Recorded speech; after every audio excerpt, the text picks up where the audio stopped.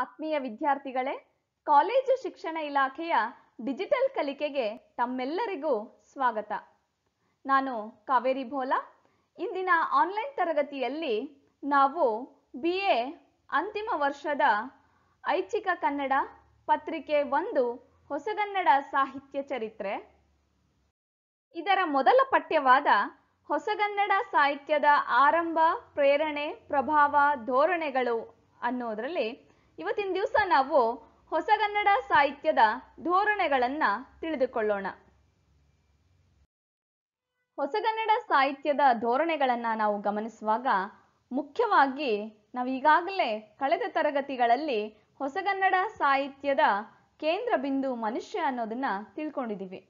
ಹೌದು, ಇಲ್ಲಿ ಯಾವುದಕ್ಕೂ ಹೆಚ್ಚಿನ ಪ್ರಾಶಸ್ತ್ಯವನ್ನು ನೀಡದೆ ಮನುಷ್ಯನ ಆಸೆ ಆಕಾಂಕ್ಷೆಗಳು, ಕನಸುಗಳು, ದ್ವೇಷ, ಸ್ನೇಹ, ಮನುಷ್ಯ ಮತ್ತು ಸಮಾಜದ ನಡುವಿನ ಸಂಬಂಧ, ಮನುಷ್ಯ ಮತ್ತು ನಿಸರ್ಗದ ನಡುವೆ ಇರತಕ್ಕಂಥ ಒಂದು ಒಡನಾಟ ಇತ್ಯಾದಿಗಳು ಮನುಷ್ಯನ ಅಂತಸ್ತನ್ನು ಗಣಿಸದೆ ಕೇವಲ ಜನಸಾಮಾನ್ಯನೂ ಕೂಡ ಸಾಹಿತ್ಯದ ಕಥಾವಸ್ತು ಆಗುವಂತ, ವಿಷಯ ವಸ್ತು ಆಗುವಂತ ಒಂದು ಇದನ್ನ ನಾವು ಈ ಹೊಸಗನ್ನಡ ಸಾಹಿತ್ಯದಲ್ಲಿ ಕಾಣ್ತೇವೆ.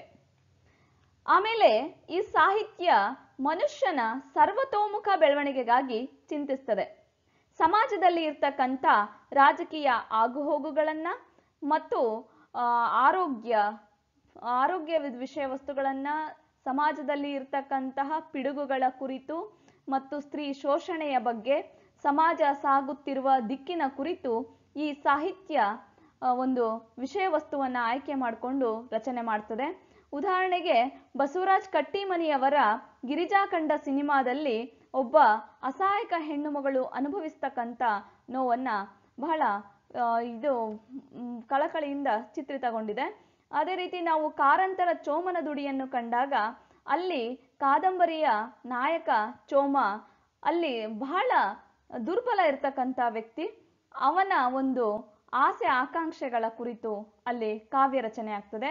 ನಾನು ಮೊದಲೇ ಹೇಳ್ದಂಗೆ ಮನುಷ್ಯ ಈ ಸಾಹಿತ್ಯದ ಕೇಂದ್ರ ಬಿಂದು ಅಂತ ನಾವು ಗಮನಿಸ್ತಾ ಹೋದಾಗ ಕುವೆಂಪು ಅವರ ಮಲೆಗಳಲ್ಲಿ ಮದುಮಗಳು ಅಂತಕ್ಕಂಥ ಕಾದಂಬರಿ ಒಂದು ವೈವಾಹಿಕ ವಿವಾಹದ ಕುರಿತು ಇರ್ತಕ್ಕಂಥ ಹೋರಾಟ ಆದ್ರೂ ಅಲ್ಲಿ ಕಾಣ್ತಕ್ಕಂಥ ಒಂದೊಂದು ಪಾತ್ರವು ಕೂಡ ಒಂದೊಂದು ರೀತಿಯ ಭಾವನೆಯನ್ನ ಮೂಡಿಸ್ತವೆ. ಅಲ್ಲಿ ಯಾವ ಪಾತ್ರವು ಮುಖ್ಯವಾಗದೆ, ಯಾವ ಪಾತ್ರವು ಅಮುಖ್ಯವಾಗದೆ ಎಲ್ಲವೂ ಕೂಡ ಸಮಾನ ರೀತಿಯಲ್ಲಿ ಆ ಕಾದಂಬರಿಯಲ್ಲಿ ಮುನ್ನಡೆಕೊಂಡು ಹೋಗ್ತದೆ. ಅದು ಒಂದು ಹೊಸಗನ್ನಡ ಸಾಹಿತ್ಯಕ್ಕೆ ಹಿಡಿದಂತ ಒಂದು ಮಾದರಿ ಅಂತ ಹೇಳಿದ್ರು ಕೂಡ ತಪ್ಪಾಗ್ಲಿಕ್ಕಿಲ್ಲ. ಈ ಹೊಸಗನ್ನಡ ಸಾಹಿತ್ಯದಲ್ಲಿ ನಿಸರ್ಗವನ್ನ ಆರಾಧಿಸುವುದು ನಾವು ಕಾಣ್ತೇವೆ. ಮನುಷ್ಯ ನಿಸರ್ಗದ ನಡುವೆ ಇರ್ತಕ್ಕಂಥ ಒಡನಾಟವನ್ನ ನಮ್ಮ ಭಾರತೀಯರು, ಕನ್ನಡಿಗರು ಏನಪ್ಪಾ ಅಂದ್ರೆ ಪಾಶ್ಚಾತ್ಯ ಸಾಹಿತ್ಯದಲ್ಲಿ ಕಂಡ್ರು. ಅದನ್ನೇ ಇವರ ಸಾಹಿತ್ಯದಲ್ಲೂ ಕೂಡ ಅದನ್ನ ಬಳಕೆಯನ್ನಾಗಿ ಮಾಡಿಕೊಂಡ್ರು. ಕುವೆಂಪು ಅವರ ಏನು ಸೂರ್ಯೋದಯ ಚಂದ್ರೋದಯ ದೇವರವರ ಕಾಣಿರೋ ಅನ್ನುವ ಮಾತಿನಲ್ಲಾಗ್ಲಿ, ಅಥವಾ ಬೇಂದ್ರೆಯವರ ಇದು ಬರೀ ಬೆಳಗಲ್ಲೋ ಅಣ್ಣ ಅಂತ ಹೇಳೋದರಾಗ್ಲಿ, ಇವೆಲ್ಲವನ್ನ ಗಮನಿಸಿದಾಗ ನಾವು ನಿಸರ್ಗವನ್ನ ಬಹಳ ಒಂದು ಇದನ್ನಾಗಿ ನಾವು ಕಂಡಿರೋದನ್ನ ನೋಡ್ತೇವೆ. ನಂತರ ಈ ಹೊಸಗನ್ನಡ ಸಾಹಿತ್ಯ ಯಾವುದೇ ಒಂದು ಛಂದಸ್ಸಿಗೆ ಕಟ್ಟು ಬೀಳದೆ, ಯಾವುದೇ ಗಣ ಯತಿ ನಿಯಮಗಳಿಗೆ ಒಳಗಾಗದೆ ತನ್ನದೇ ಆದಂತ ಒಂದು ಶೈಲಿಯಲ್ಲಿ ಕಾವ್ಯ ರಚನೆ ಆಯಿತು. ಅದರ ನಂತರ ಈ ಸಾಹಿತ್ಯ ಪದ್ಯಕ್ಕಿಂತ ಗದ್ಯದಲ್ಲಿ ಹೆಚ್ಚಾಗಿ ಬರೆದಿರೋದನ್ನ ನಾವು ಕಾಣ್ತೇವೆ. ಆ ಗದ್ಯದಲ್ಲಿ ಪಾಶ್ಚಾತ್ಯ ಸಾಹಿತ್ಯದ ಪ್ರಭಾವದಿಂದ ನಾನಾ ತರದ ಪ್ರಕಾರಗಳನ್ನ ಬಳಸಿಕೊಂಡ್ರು. ಕಾದಂಬರಿ, ಸಣ್ಣ ಕಥೆ, ಜೀವನ ಚರಿತ್ರೆ, ಆತ್ಮಚರಿತ್ರೆ, ಲಲಿತ ಪ್ರಬಂಧ ಇತ್ಯಾದಿಗಳ ಪ್ರಕಾರಗಳನ್ನ ಬಳಸಿಕೊಂಡು ಇಲ್ಲಿ ಪದ್ಯಕ್ಕಿಂತ ಗದ್ಯ ರಚನೆ ಹೆಚ್ಚಾಗಿ ಆಯ್ತು ಅಂತ ನಾವಿಲ್ಲಿ ಹೇಳ್ಬೋದು. ಹೊಸಗನ್ನಡ ಸಾಹಿತ್ಯದ ಧೋರಣೆಗಳನ್ನ ನೋಡುವಾಗ ಬ್ರಿಟಿಷರ ನಿರಂಕುಶವಾದಿ ಪ್ರಭುತ್ವವನ್ನ ವಿರೋಧಿಸುವುದು ಕೂಡ ಮುಖ್ಯವಾದ ಧೋರಣೆಯಾಗಿದೆ. ಕಾಲ ಕಳೆದಂತೆ ಬ್ರಿಟಿಷರ ದಾಸ್ಯದ ಸಂಕೋಲೆಯಿಂದ ಭಾರತೀಯರಿಗೆ ಬಿಡುಗಡೆ ಹೊಂದಬೇಕು ಎನ್ನುವಂತಹ ಒಂದು ಉತ್ಸಾಹ ಅವರಲ್ಲಿ ತೋರ್ತು. ಭಾರತದ ಸಾಹಿತ್ಯ, ಅದರಲ್ಲೂ ಕರ್ನಾಟಕದ ಸಾಹಿತ್ಯ ದೇಶ ಪ್ರೇಮವನ್ನ ಬೆಳೆಸುವಲ್ಲಿ ಬಹಳಷ್ಟು ಸಹಕಾರಿಯಾಯಿತು. ಕುವೆಂಪುರವರು ಒಂದ್ ಕಡೆ ಹೇಳ್ತಾರೆ, ನೂರು ದೇವರನ್ನೆಲ್ಲನೂ ಕಾಚೆ ದೂರ, ಭಾರತಾಂಬೆಯೇ ದೇವಿ ನಮಗಿಂದು ಪೂಜಿಸುವ ಭಾರ. ಆ ಸ್ವತಂತ್ರ ಚಳವಳಿಯಲ್ಲಿ ರಚನೆಯಾದಂಥ ದೇಶಪ್ರೇಮ ಗೀತೆಗಳಾಗ್ಲಿ ಅಥವಾ ಪತ್ರಿಕೆಗಳಲ್ಲಿ ಮೂಡಿಬಂದಂತಹ ಒಂದು ಭಾರತೀಯ ನಾಯಕರ ಭಾಷಣಗಳ ಅನುವಾದವಾಗಲಿ, ಕನ್ನಡದಲ್ಲಿ ದೇಶಪ್ರೇಮವನ್ನ ಮತ್ತು ಸ್ವತಂತ್ರದ ಒಂದು ಹಂಬಲವನ್ನ ಮೂಡಿಸಿದಂಥದ್ದು ನಾವು ಕಾಣ್ತೇವೆ. ಅದೇ ರೀತಿ ಕನ್ನಡ ನಾಡು ನುಡಿಯ ಅಭಿಮಾನ ಪ್ರೀತಿಯನ್ನ ಜನರಲ್ಲಿ ಮೂಡಿಸೋದು ಕೂಡ ಈ ಸಾಹಿತ್ಯದ ಒಂದು ಧೋರಣೆಯಾಗಿತ್ತು. ಕುವೆಂಪುರವರು ತಮ್ಮ ನಾಡಗೀತೆಯಲ್ಲಿ ಜೈ ಭಾರತ ಜನನಿಯ ತನುಜಾತೆ, ಜಯ ಹೇ ಕರ್ನಾಟಕ ಮಾತೆ ಅಂದ್ರೆ ಭಾರತಾಂಬೆಯ ಮಗಳು ಕನ್ನಡಾಂಬೆ ಎಂದು ಹೇಳುತ್ತಾರೆ. ಅಷ್ಟೇ ಅಲ್ಲ, ನಾವು ಭರತ ಮಾತೆ ಒಬ್ಬ ತಪಸ್ವಿನಿ, ಜಗತ್ತಿಗೆ ದಾರಿ ತೋರುವಳು, ಜಗತ್ತಿನ ಭವಿಷ್ಯ ಭಾರತದಲ್ಲಿ ನಿರ್ಧಾರವಾಗಲಿದೆ ಅನ್ನುವಂಥ ಒಂದು ಕವನದ ಸಾಲುಗಳನ್ನ ಕೂಡ ನಾವು ಇಲ್ಲಿ ಕಾಣ್ತೇವೆ.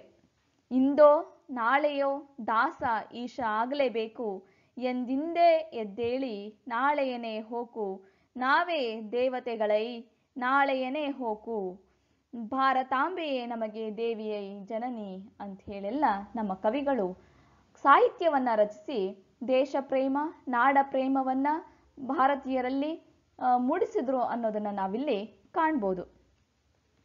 ಅದೇ ರೀತಿ ಅಂದಿನ ಸಾಮಾಜಿಕ ಸ್ಥಿತಿಗತಿಗಳನ್ನ ಸಾಹಿತ್ಯದ ಮೂಲಕ ಜನರಿಗೆ ತಿಳಿಸಿ ಅವರನ್ನು ಮೌಢ್ಯತೆಯಿಂದ, ಗುಲಾಮಗಿರಿಯ ಜೀವನದಿಂದ ವಿಮುಕ್ತರನ್ನಾಗಿ ಮಾಡೋದು ಕೂಡ ಈ ಸಾಹಿತ್ಯದ ಧೋರಣೆಯಾಗಿತ್ತು.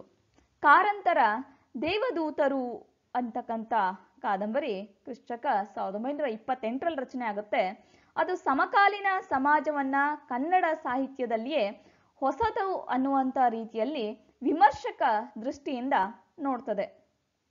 ಅಲ್ಲಿ ಒಂದು ಧರ್ಮಕ್ಷೇತ್ರಕ್ಕೆ ಹೋದಾಗ ವಿಶ್ವಾಮಿತ್ರನಿಗೆ ಇಲ್ಲಿ ಬಂದವರು ಏನಾದರೂ ಬಿಡಲೇಬೇಕು ಅಂತ ಹೇಳಿದಾಗ, ಈ ಠಕ್ಕರಿಂದ ಕೂಡಿದಂತಹ ಈ ಧರ್ಮಕ್ಷೇತ್ರಕ್ಕೆ ಬರೋದನ್ನೇ ನಾನು ನಿಲ್ಲಿಸ್ತೀನಿ ಅಂತ ಹೇಳುವಂತ ಸಾಲುಗಳನ್ನ ನಾವು ದೇವದೂತರು ಕಾದಂಬರಿಯಲ್ಲಿ ಕಾಣ್ತೇವೆ.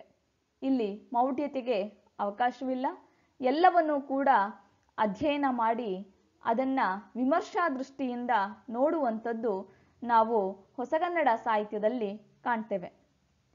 ಅದೇ ರೀತಿ ಸಮಕಾಲೀನ ಜ್ವಲಂತ ಸಮಸ್ಯೆಗಳನ್ನು ಕೂಡ ಈ ಸಾಹಿತ್ಯ ಎತ್ತಿ ತೋರಿಸುವಂತ ಒಂದು ಧೋರಣೆಯನ್ನ ಹೊಂದಿದೆ.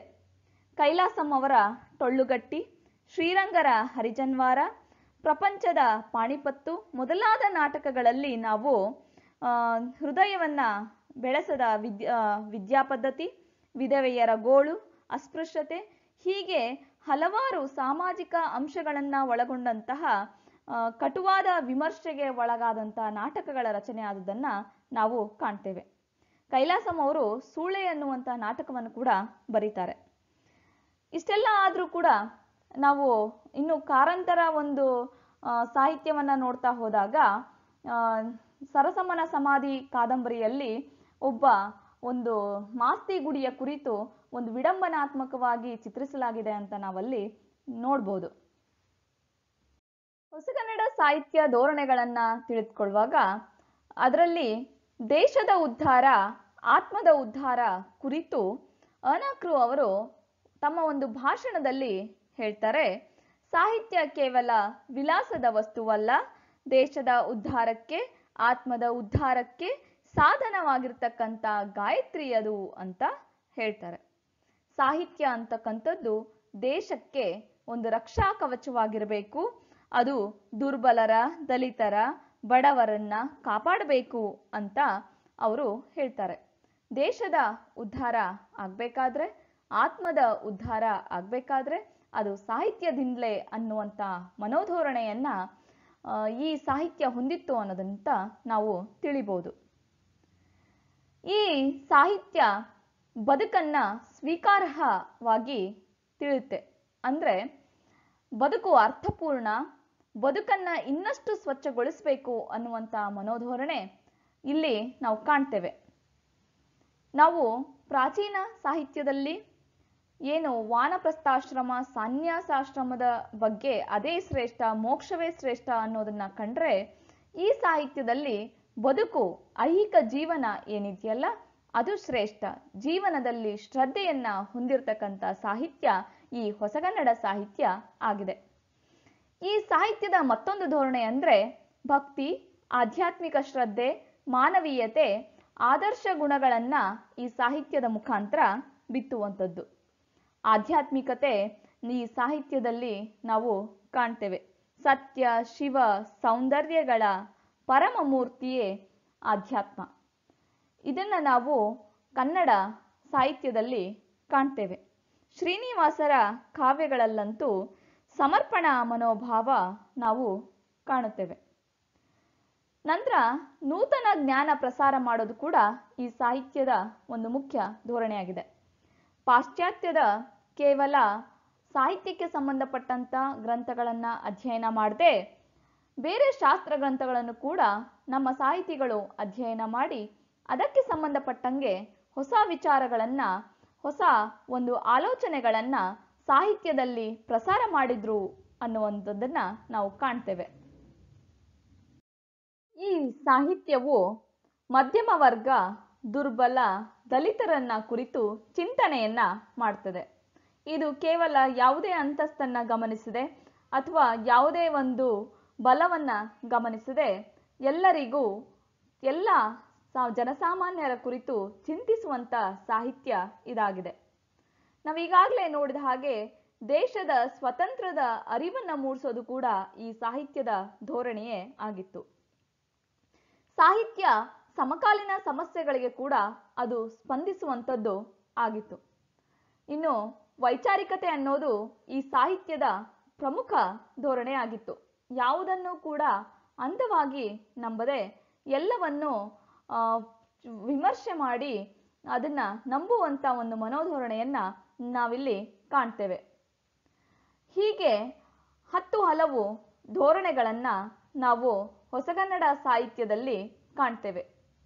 ನಾವು ಗಮನಿಸಬೇಕಾಗಿರೋ ಅಂಶ ಏನಂದ್ರೆ, ಹೊಸಗನ್ನಡ ಸಾಹಿತ್ಯ ಒಂದು ಜೀವಂತಿಕೆ ಇರ್ತಕ್ಕಂಥ ಸಾಹಿತ್ಯ ಅಂತ ನಾವು ಹೇಳ್ಬಹುದು. ಯಾಕಂದ್ರೆ ದೇಶ ಅಂದ್ರೆ ಕೇವಲ ಮಣ್ಣಲ್ಲ, ಅಲ್ಲಿರ್ತಕ್ಕಂಥ ಜನ ಅನ್ನುವಂತಹ ಒಂದು ಮಾತನ್ನ ಗಮನದಲ್ಲಿಟ್ಕೊಂಡು ಜನಸಾಮಾನ್ಯನ, ಮನುಷ್ಯನ ಸುಖ ದುಃಖಗಳಿಗೆ ಸ್ಪಂದಿಸುವಂತ ಸಾಹಿತ್ಯ, ಆಶೋತ್ತರಗಳಿಗೆ ಅದು ಒದಗುವಂತ ಸಾಹಿತ್ಯ. ಹಾಗಾಗುವುದರಿಂದ ಇದು ಜನಸಾಮಾನ್ಯರ ಒಲವನ್ನ, ಅಂದ್ರೆ ವಚನ ಸಾಹಿತ್ಯದ ನಂತರ ಹೆಚ್ಚು ಜನಸಾಮಾನ್ಯರ ಕುರಿತು ಚಿಂತನೆ ಮಾಡಿದ ಸಾಹಿತ್ಯ ಅಂದ್ರೆ ಹೊಸಗನ್ನಡ ಸಾಹಿತ್ಯ ಅಂತ ಹೇಳಿ ನಾವು ಹೇಳ್ಬೋದು. ವಿದ್ಯಾರ್ಥಿಗಳೇ, ಇಂದಿನ ತರಗತಿಯ ಸಿದ್ಧತೆಗಾಗಿ ನಾನು ಪ್ರೊಫೆಸರ್ LS ಶೇಷಗಿರಿರಾವ್ ಅವರ ಹೊಸಗನ್ನಡ ಸಾಹಿತ್ಯ ಚರಿತ್ರೆ, CC ನಿಂಗಣ್ಣರವರ ಕನ್ನಡ ಸಾಹಿತ್ಯ ಸಂಸ್ಕೃತಿ ಕೋಶ ಕೃತಿಗಳನ್ನು ಬಳಸಿಕೊಂಡಿದ್ದೇನೆ. ನಾವು ಮುಂದಿನ ತರಗತಿಯಲ್ಲಿ ಹೊಸಗನ್ನಡ ಸಾಹಿತ್ಯ ಘಟ್ಟಗಳ ಒಂದು ಸ್ಥೂಲ ಪರಿಚಯವನ್ನ ಮಾಡಿಕೊಳ್ಳೋಣ. ಧನ್ಯವಾದಗಳು.